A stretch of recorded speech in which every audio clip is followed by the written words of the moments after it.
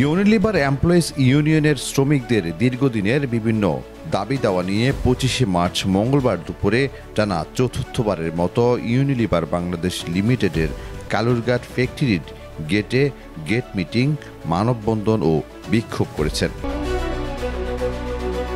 শ্রমিকদের প্রধান দাবি সরকার ঘোষিত গত 27 নভেম্বর 2024 সালে সুফ অ্যান্ড কসমেটিক্স শিল্পের ন্যূনতম মজুরি বোর্ডের গ্যাজেট অনুযায়ী মূল মজুরির বার্ষিক 5% বৃদ্ধির বাস্তবায়ন অতি দ্রুত কার্যকর করা,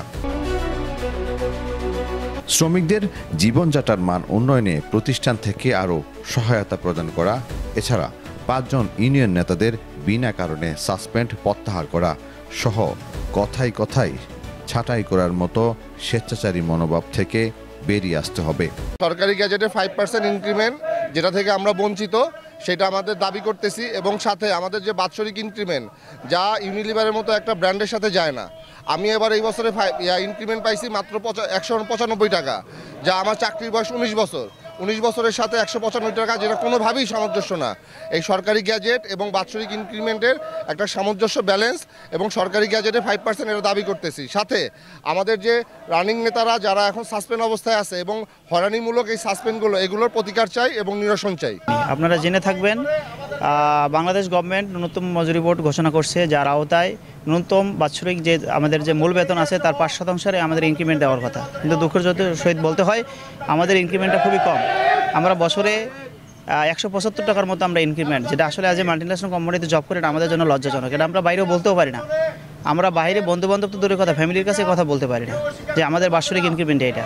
তো এখন যেহেতু সরকার একটা আইন করছে, তো কোম্পানির উচিত যে আইনটা দ্রুত বাস্তবায়ন করা। কোম্পানির প্রতি আমাদের একটা ট্রাস্ট আছে যে ইউনিলিভার মাল্টিন্যাশনাল কোম্পানি, তারা কখনো কোম্পানির আইন, সরকারি আইন এগুলো ভায়োলেশন করে না। তো আমরাও প্রত্যাশা করি দ্রুত কোম্পানি আইনটাকে বাস্তবায়ন করবে এবং আমাদের ন্যায্য দাবি মেনে নেবে।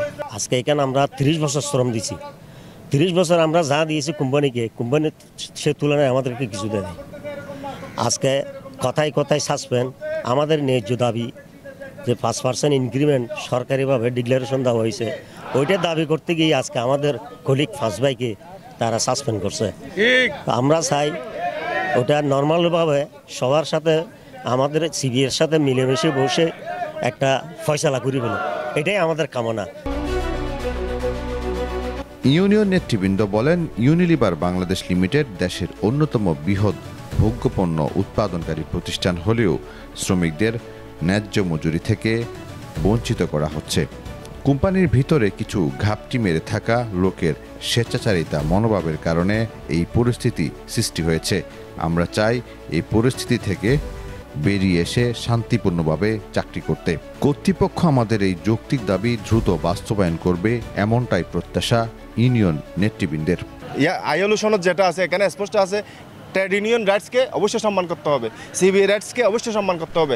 আমরা জানি, এটা আমরা বিশ্বাস করি দৃঢ়ভাবে, ইউনিলিভার, গ্লোবাল ইউনিলিভার এবং আমাদের যে কোম্পানি এই যে trade union rights, worker rights এবং সিবিআই রাইটসকে সম্মান করে। মাঝখানে সমস্যা হচ্ছে যাদেরকে ম্যানেজিংয়ের দায়িত্ব দিছে, ওনারা এখানে ওনাদের দায়িত্বটা ঠিকমতো পালন করতেছে না বলে আমাদের মনে হয়। ওনাদের কি উন্নতির যে প্রমোশনের একটা ধাপগুলা ওনারা আগাচ্ছে, মানে শ্রমিকের সুবিধা কমাচ্ছে, এদিকে তাদের প্রমোশনের ধাপগুলো উপরের দিকে যাচ্ছে। এটা কোন ধরনের ডেভেলপমেন্ট আমরা আসলে বুঝতে পারতেছি না। এটা এমন এক পর্যায়ে চলে আসছে, আমাদের দেওয়ালে পিঠ থেকে গেছে। ঈদের পরে আমরা আন্দোলনের দ্বিতীয় ধাপে যাব।